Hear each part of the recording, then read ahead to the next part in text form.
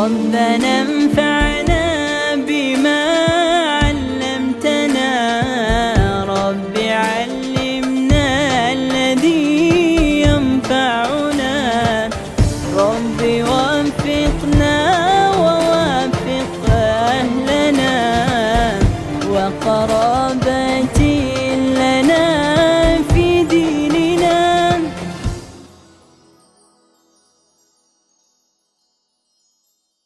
Tadi Al-Ustadz telah menyampaikan, Ustadz Fajar menyampaikan bagaimana pentingnya bersihnya hati. Allahumma antal alimu bi qulubina fa asliha wa antal alimu bi dunubina faghfirha wa antal alimu bi uyubina fasturha wa antal alimu bi hajatina faqdiha. Ya Allah, Engkau maha mengetahui akan hati kami, maka perbaiki hati ini ya Allah. Perbaiki hati ini ya Allah. Dan berkata Habib Abdullah bin Alwi al-Haddad, wa inna salahad din wal qalb sayyidi wal gharadul aqsa faya sayyidi kumbi. Syair ini beliau gubah di depan makam baginda Nabi Muhammad sallallahu alaihi wasallam ketika beliau haji dan berziarah ke makam baginda Nabi Muhammad sallallahu alaihi wasallam. Beliau bersalam langsung kepada Rasulullah di depan makam Rasulullah dan mendengarkan salam langsung jawaban dari Rasulullah sallallahu alaihi wasallam. Beliau mengatakan, wa sallamna ala khairi mursalin wa khairi nabiyyin ma lahu min munadiri faradda alaina wa huwa hayyun wa hadirun fasyurrifa min hayyin karimin wa hadiri. Kami berdiri, waqafna, kami berdiri, wasallamna ala khairi mursalin, bersalam kami kepada sebaik-baik yang diutus oleh Allah baginda Nabi Muhammad. Waqafna wasallamna ala khairi mursalin wa khairi nabiyyin ma lahu min munadiri faradda alaina wa huwa hayyun wa hadirun fasyurrifa min hayyin karimin wa hadiri. Rasulullah menjawab langsung salam kami. Dan demikian tidak sedikit dari para aulia salihin, dari Sadatuna Al-Ba'alawi, kalau mereka bersalam kepada Rasulullah langsung mendengarkan salam dari baginda Nabi Muhammad. Habib Ali bin Muhammad Al-Absyi di dalam majelis maulidnya beliau mengatakan, syuf al-laila ana al-Mustafa hadir hadrah ya rumdal a'yani. Lihatlah Rasulullah sallallahu alaihi wasallam hadir. Apakah ada yang melihat orang-orang yang masih banyak sakit matanya karena matanya banyak maksiat, matanya banyak dosa, sehingga tertutup dari melihat keindahan baginda Nabi Muhammad. Bahkan tidak jarang orang yang hatinya busuk, hatinya hasud, hatinya dengki, sampai masuk bulan Rabiul Awal bukannya memperbanyak sholawat Nabi, bukannya berusaha untuk mendekatkan umat kepada Nabi, bukannya berusaha untuk membahas akan sirah sejarahnya Nabi, atau mungkin memperhatikan sunnah-sunnah Nabi di rumah tangganya, tapi dia sibuk bid'ah-bid'ahin orang, sibuk nyesat-nyesatin orang. Gak ada kerjaan lain, pokoknya bulan Rabiul Awal waktunya masukkan orang sebanyak mungkin dalam api neraka sesat. Orang gak punya kerjaan, orang kayak gini nih. Mudah-mudahan sintes dijauhkan dari orang kayak gini insyaallah. Ini termasuk orang banyak datangkan bala dari Allah Subhanahu wa ta'ala. Orang mestinya harus senang dengan baginda Nabi Muhammad. Setiap malam kita membahas untuk berusaha gembira, senang. Ya, kalau kita dapat nikmat saja kita senang, nikmat apapun. Wa amma bi ni'mati rabbika hadith. Kalau kawin kau cerita-ceritain, kau undang-undang, itu nikmat. Jangan kawin sembunyi-sembunyi. Jangan kawin kemudian di bawah tangan, ya. Kawin jangan sembunyi. Nabi bersabda, ya, Nabi bersabda, a'linun nikah waj'aluhu fil masajid wadribu alaihi bidufuf. Siapa yang rame? Suruh ngomong sini. Ada yang rame? Ada yang ngomong? Sini, ceramah sini.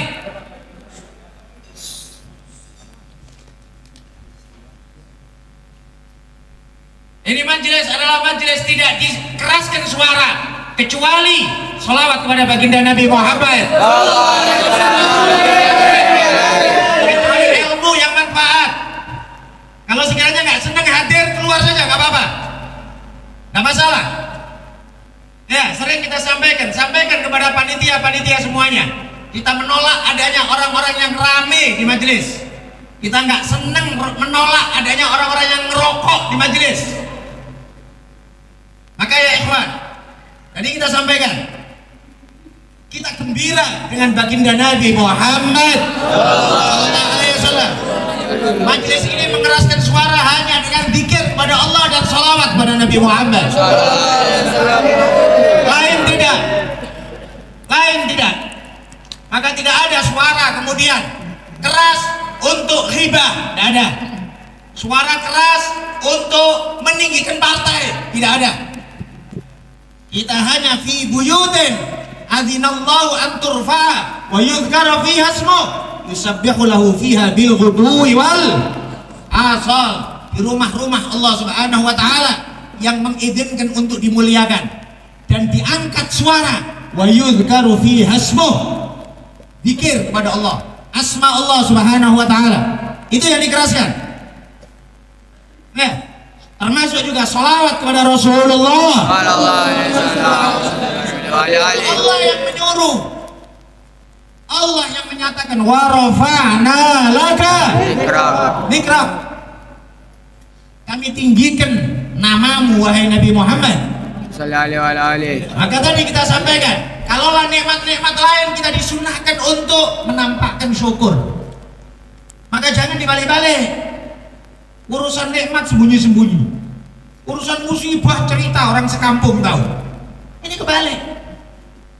Kalau sabar sendiri, sabar ditahan dalam diri. Wasbir wa ma sabruka illa billah.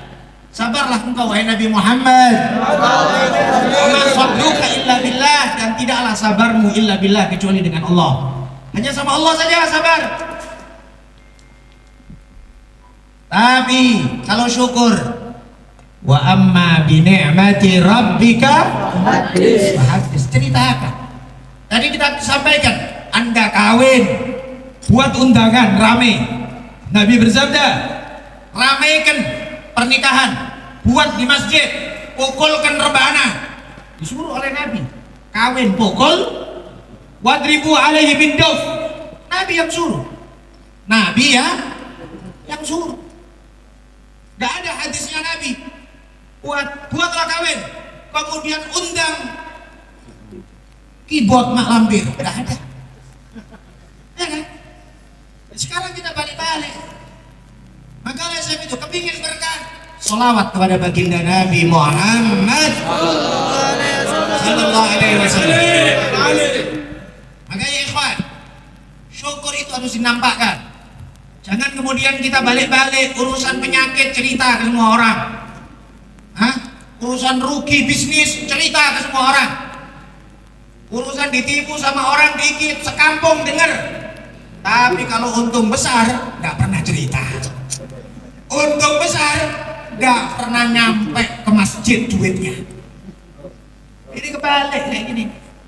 Kalau nikmat-nikmat yang lain, materi, duniawi, makanan, kita disunahkan untuk cerita, kita disunahkan untuk syukur, ditampakkan tasyakkuran. Syukur itu adalah bentuk pembuktian. Beda antara syukur sama hamd. Kalau santri yang mondok ngerti, di awal-awal kitab disebut, ya, kalau hamd itu memuji, tapi kalau syukur itu adalah sorfun ni'am ila ma khuliqat li ajlih, mengarahkan semua nikmat, mengarahkan semua anugerah kepada apa tujuan Allah Subhanahu wa taala memberi kita anugerah tersebut. Pembuktian. Allah Subhanahu wa taala berfirman nyuruh kepada Nabi Daud dan keluarganya, i'malu ala Dawud syukra wa qalilun min ibadiyash syakur. I'malu, berbuatlah wahai keluarga Daud, syukra, berbuat. maka syukur itu berbuat.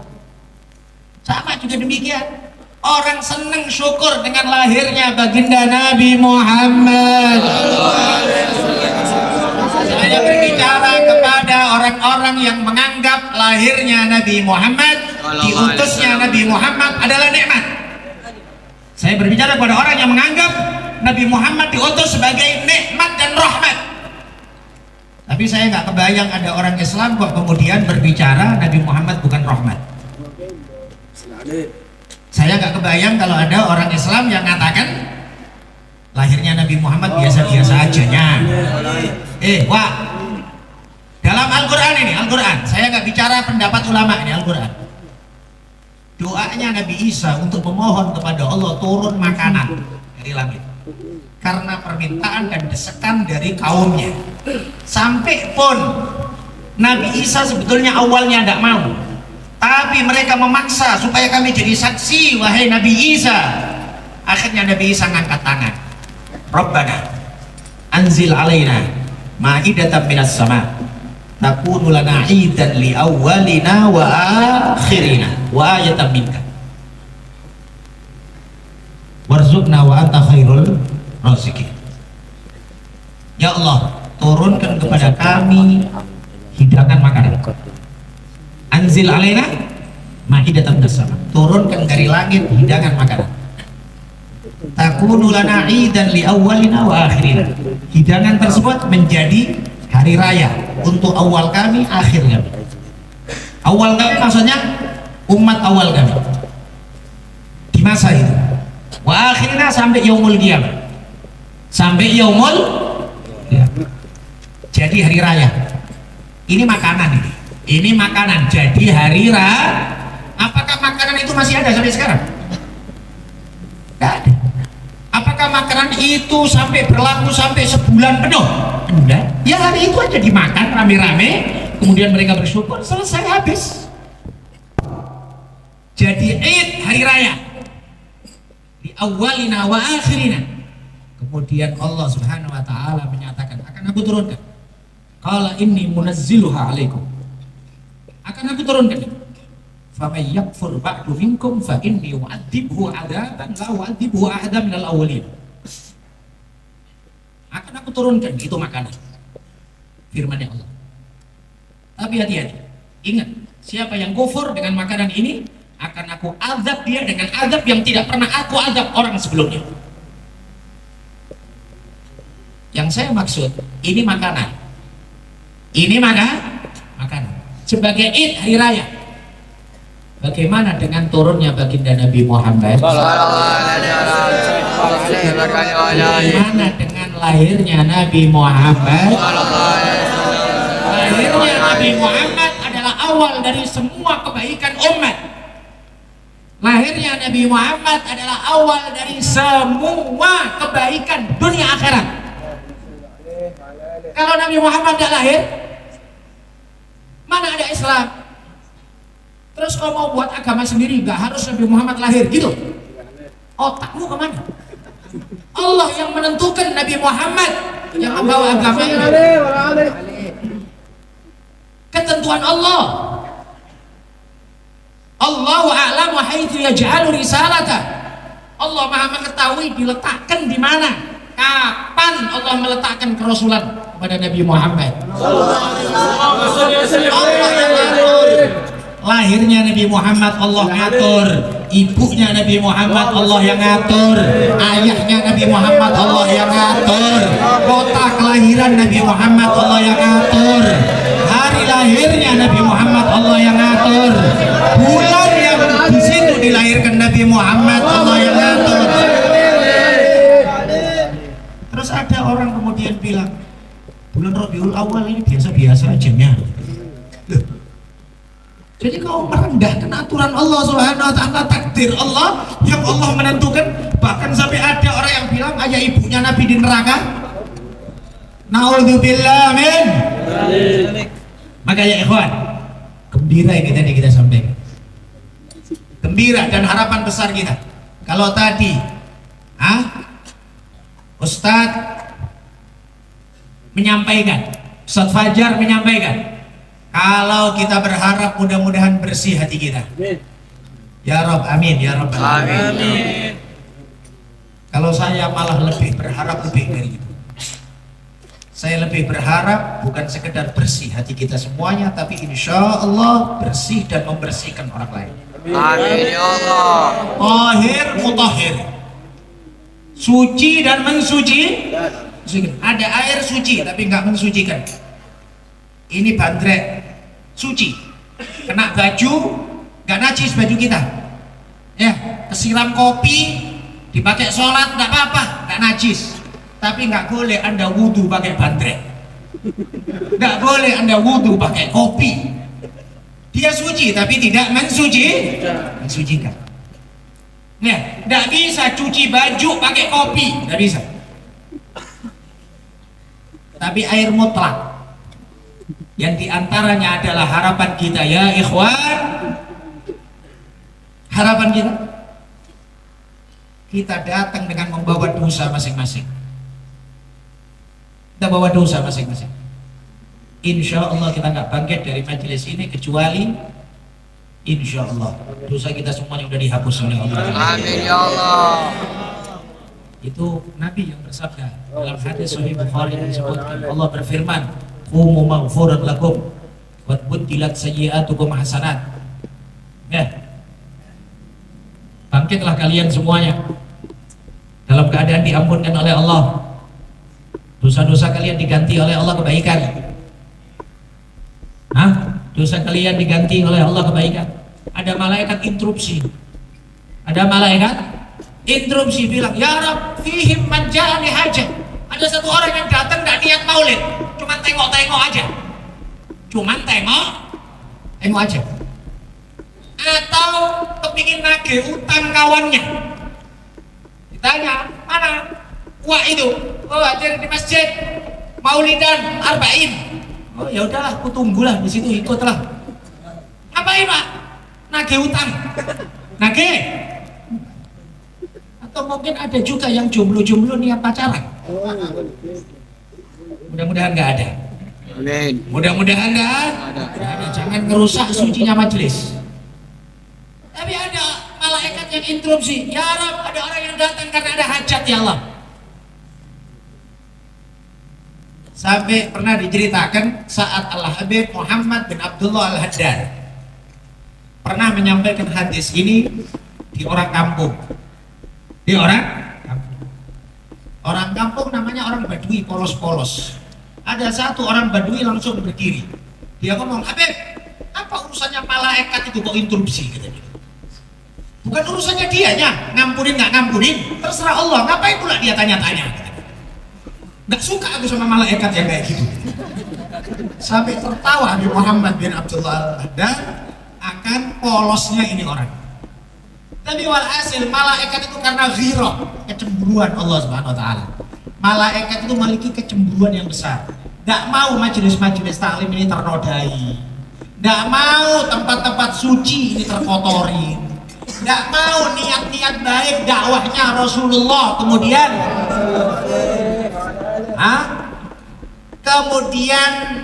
tercampurin dengan niat-niat buruk. Para malaikat itu memiliki ghirah, kecemburuan yang besar. Maka berkatalah malaikat ini, "Ya Rabb, di antara mereka ada yang datang karena ada keperluan, bukan untuk taklim, bukan untuk ngaji, bukan untuk zikir." Tapi Allah berfirman, "Humul gaum la yashfa bihim jalisuhum." Mereka adalah kelompok kaum yang tidak akan merugi orang yang duduk di dalamnya. Ya ikhwan, para ulama sepakat, cara paling efektif Anda diampunkan dosa dan bersih itu di majelis taklim. Cara paling efektif. Paling efektif. Kau istighfar sendiri belum tentu diterima oleh Allah Subhanahu wa taala. Kau doa sendiri belum tentu dikabulkan oleh Allah Subhanahu wa taala. Bukan kok kemudian kita mengatakan Allah pelit, tidak. Tapi malulah kita doa, mulut kita banyak bohong. Istighfar tapi otak kita kepikir syahwat. Mulutnya astagfirullah, astagfirullah, astagfirullah, otaknya mikir sama pahanya cewek. Astagfirullah, astagfirullah, astagfirullah, tapi otaknya mikir besok mau nipu orang. Astagfirullah, astagfirullah, astagfirullah, tapi otaknya mikir hasut sama orang, bikin jatuhkan orang lain. A'udzubillah min. Tapi kalau majelis yang kayak gini, Pak, kalau sekiranya mohon maaf para asatid, para habaib, kalau yang di depan-depan ini tidak diterima oleh Allah Subhanahu wa taala, dilihat ini soft ini. Ini kalau sekiranya juga sama juga modelnya juga sama kan? Tengok soft yang kedua. Soft kedua modelnya sama juga, umpamanya nggak ikhlas semua. Tengok soft ketiga. Duh, berapa banyak, masa sih nggak ada satu yang ikhlas, Pak? Masa sih nggak ada satu yang dipandang ridho oleh Allah Subhanahu wa taala? Bahkan di dalam riwayat yang tentang masalah sholat jamaah, kalau satu masjid nggak ada yang khusyuk, dan itu pernah terjadi sama saya. Saya sholat di satu masjid, sholat isya 3 rakaat, nggak ada yang subhanallah sampai selesai, sampai assalamualaikum, assalamualaikum, nggak ada yang subhanallah. Habis itu setelah wirid baru kemudian kepikir ada perasaan gak enak. Baru tanya sama jamaah, Pak minta maaf, tadi sholatnya 3 apa 4 ya? Baru ada yang mikir, iya Ustaz, kayak 3. Jadi semasjid full, gak ada yang khusyuk mikir, kan berapa dapat rakaat? Gak, imamnya gak makmumnya, sama aja. Tapi model yang kayak gini, terlepas dari hukum fikih, ya pastinya kita ngulang kalau kita tahu yakin kalau memang kurang. Berbeda kalau dalam keadaan ragu. Dalam hukum fikih ragu tentang sholat, kalau kita udah selesai sholat maka keraguan tidak berpengaruh. Umpamanya udah selesai sholat isya, kemudian kepikir, kira-kira tadi aku baca Fatihah enggak ya di rakaat kedua tadi? Kayak baca, kayak enggak, kayak baca, kayak enggak. Kalau enggak yakin, udah sah itu, udah selesai dah. Udah jelas karena ragu. Tapi kalau yakin, iya aku tadi ngelamun nggak baca Fatihah, umpama itu yakin, ya yang kayak gini nggak sah sholatnya ngulang, sholatnya ngulang. Ya sama juga demikian dalam urusan kadang-kadang kurang diperhatikan sama jamaah, mohon maaf bicara fikih sedikit, ya. Batalnya imam kalau sebabnya sesuatu batin atau sesuatu yang tidak diketahui oleh makmum, maka makmum nggak pengaruh, sholatnya sah, imam saja yang suruh ngulang sendiri. Contoh umpamanya saya jadi imam sholat isya, selesai sholat isya terus saya ngomong sama jamaah, maaf sempakku najis, gitu ya, sempakku najis. Kayak gini, makmum yang pinter aja, nggak usah mikir, ya kau sendiri Ustaz yang ngulang, aku udah selesai gitu deh. Itu kalau sebabnya perkara dalam. Termasuk juga umpama selesai sholat saya kemudian bilang astagfirullah, aku tadi belum wudunya sholat ini. Jadi imam kayak gitu, makmum nggak pengaruh, udah terus aja, udah selesai dah. Selesai sholat anggap sah udah. Tapi kalau batalnya imam karena sesuatu yang dohir, semisal najis, maka diperhatikan kalau ada imam kok kemudian nampak tangannya ada cat, ditanyakan kok nampak kakinya ada kotoran, suruh keluar, batal itu. Jangan gak enakan, gak enak sama Pak Imam, gak enak, nggak sah semua nanti akhirnya. Terbuka aurat, umpama imamnya kemudian koyak sarungnya, nampak pahanya, ya pahanya ada hitam gitu ya, nampak. Nah kayak gitu tuh diingatkan, karena batal semua sholat. Kenapa? Karena ini sebabnya perkara dohir. Beda kalau perkara batin tadi urusan sempak najis, masa pula kita tanya sama Pak Imam, Pak Imam sempakmu suci apa najis? Ya kan nggak mungkin. Itu adalah hal-hal yang mustahil kita tanya. Ini tadi kita sampaikan apa Tuhan?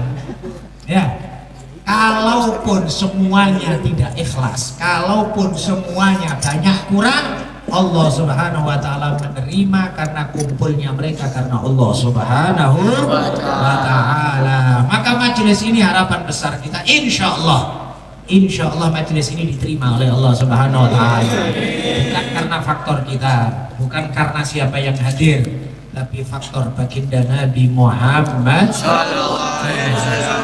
Yang kita baca itu sholawat. Sholawat itu pasti diterima. Sholawat itu pasti diterima. Maka merugilah orang yang, dan ini disebut oleh Imam Syafi'i. Imam Syafi'i mengatakan, nanti di hari kiamat orang yang paling menyesal adalah ya mestinya banyak penyesalan dong. Hari kiamat itu banyak penyesalan.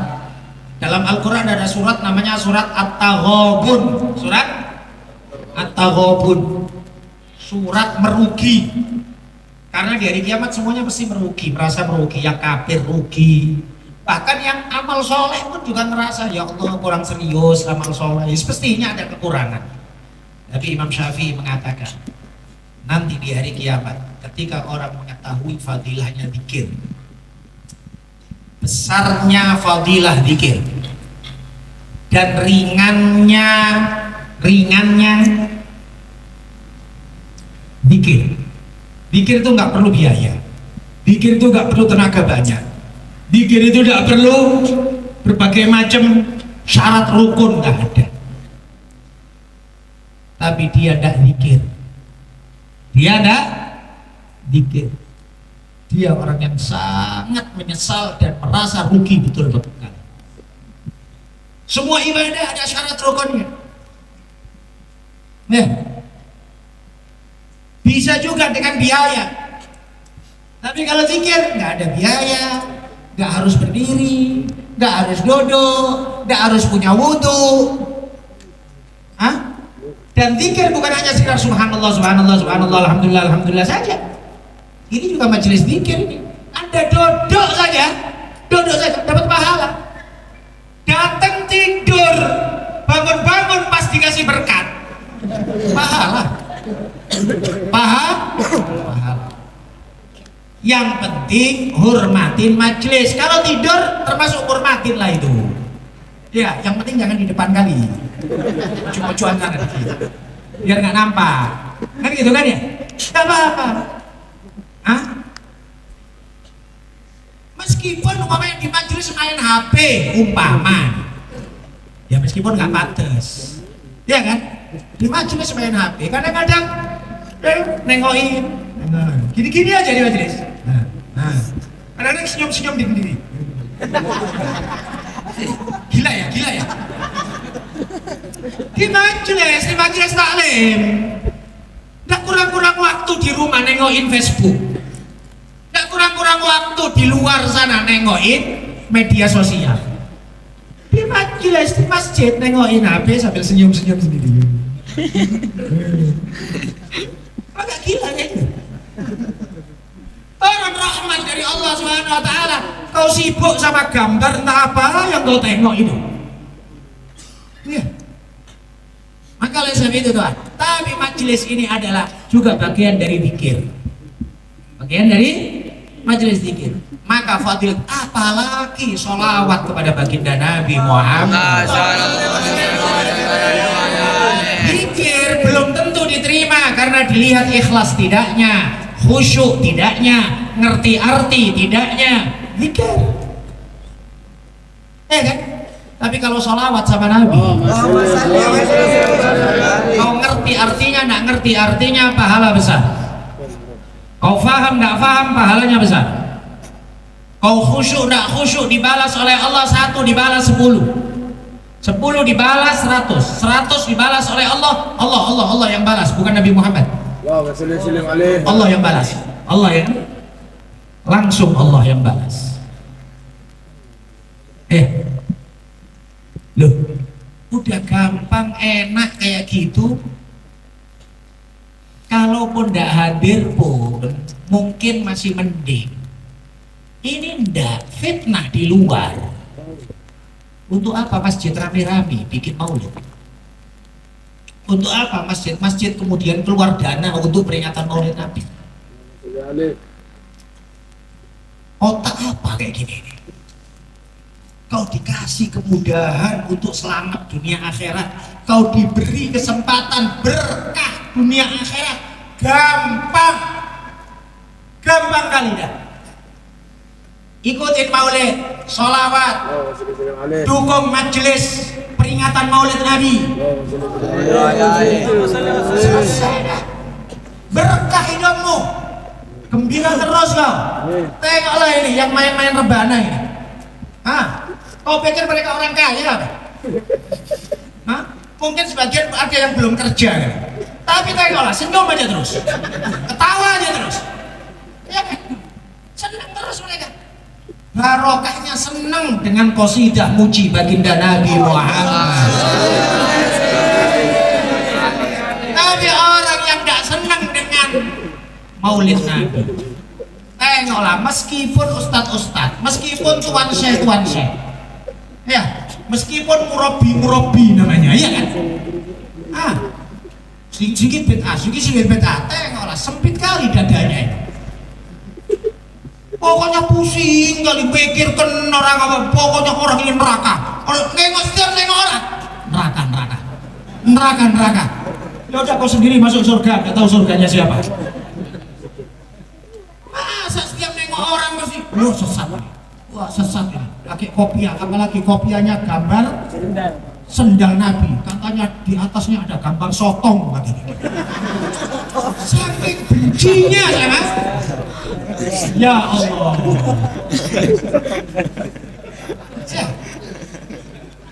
Sallu ala Nabi Muhammad. Orang yang senang sama Nabi Muhammad insya Allah hidupnya senang terus. Dunia akhirat insya Allah. Tidak kurang-kurang riwayat hadis. Andai kan tidak ada hadis pun, apa salahnya orang gembira dengan Nabi Muhammad? Umat terdahulu nunggu datangnya Nabi Muhammad. Semua nabi cerita akan datangnya Nabi akhir zaman. Loh, kita jadi umatnya masa gak senang dengan lahirnya Nabi Muhammad? Ya, maka kadang-kadang kita juga kepingin loh Pak, mohon maaf ya, Anda mungkin tahu ya beberapa video-video yang viral di London, Inggris loh Pak, London. Maulid Nabi demikian semaraknya, mobil-mobil mewah, jalan ya. Ada, ya Allah, London. Di Nigeria, lapangan sak gede-gedenya tidak tahu berapa juta orang semuanya sholawatan. Orang hitam-hitam, ya kan? Negara-negara kan, kita orang punya pemimpin, pemerintah, pejabat, entah dukung apa enggak lah ini. Malah kadang-kadang ada pejabat diundang maulid, digembosi pula sama istrinya, jangan ikut itu yang hadir perempuan pakai cadar-cadar. Jadi kalau pakai cadar kenapa? Teroris gitu. Coba bayangin, istri-istri pejabat kayak gini, gembosin suami-suaminya. Makanya wallahu a'lam lah, kita mengharap kepada Allah Subhanahu wa ta'ala. Tapi insya Allah mulai dari kawan-kawan semuanya inilah, saya nggak mengharap kali sama orang-orang kaya, saya nggak mengharap kali sama pejabat-pejabat. Kalau mereka ikut alhamdulillah, kalau nggak ikut ya udah.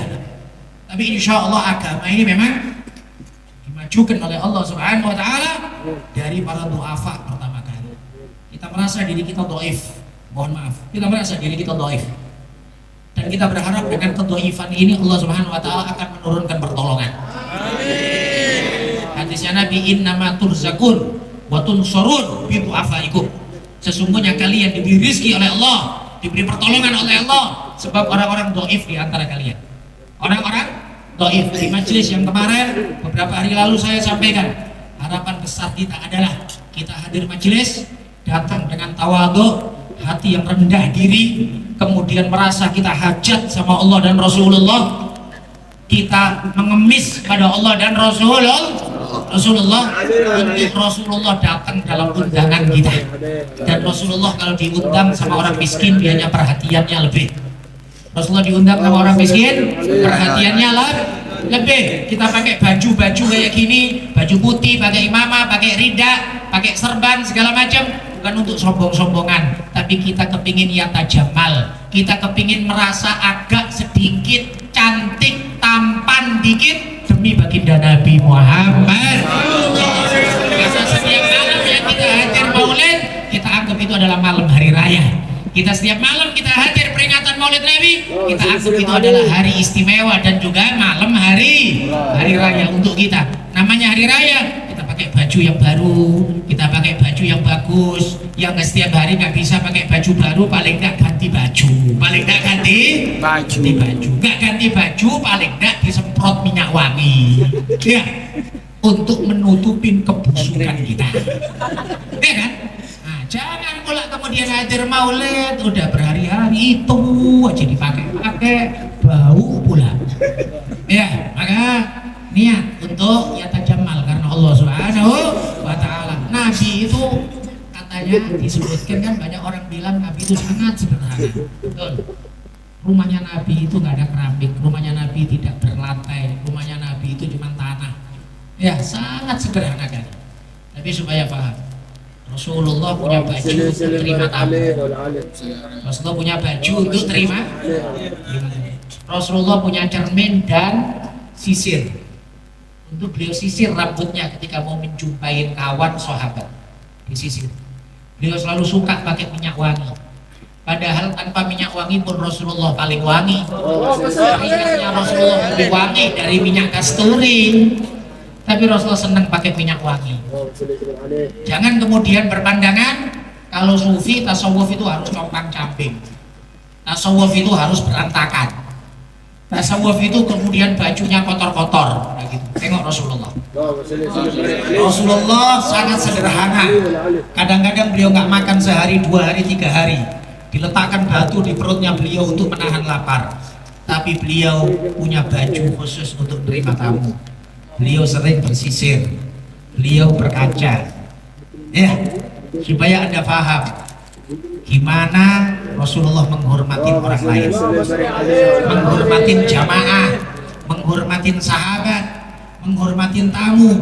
Mudah-mudahan semuanya kita bisa setapak demi setapak niru akhlaknya Rasulullah Sallallahu Alaihi Wasallam. Mudah-mudahan kegembiraan ini dilanjutkan oleh Allah Subhanahu Wa Taala di dunia sampai nanti di hari kiamat, insya Allah. Kita tidak berharap kecuali kepada Allah dan Rasulullah. Disebutkan dalam sebuah syair, Karimun Rasulullah wallahu akramu. Karimun Rasulullah wallahu akramu. Mahasya lirajin minhuma yuhramu. Nabi Muhammad orang yang dermawan. Allah maha dermawan. Dan tidak mungkin orang yang berharap kepada keduanya terhalangi dari kedermawanan. Insya Allah semua hajat kita dikabulkan oleh Allah SWT. Amin ya Allah. BKM yang mempersiapkan semuanya, insya Allah dibalas oleh Allah Subhanahu Wa Taala di dunia sebelum di akhirat. Insya Allah. Amin ya Allah. Mudah-mudahan dengan balasan yang lebih dari apa yang kita harapkan di dunia sampai nanti di akhirat, insya Allah.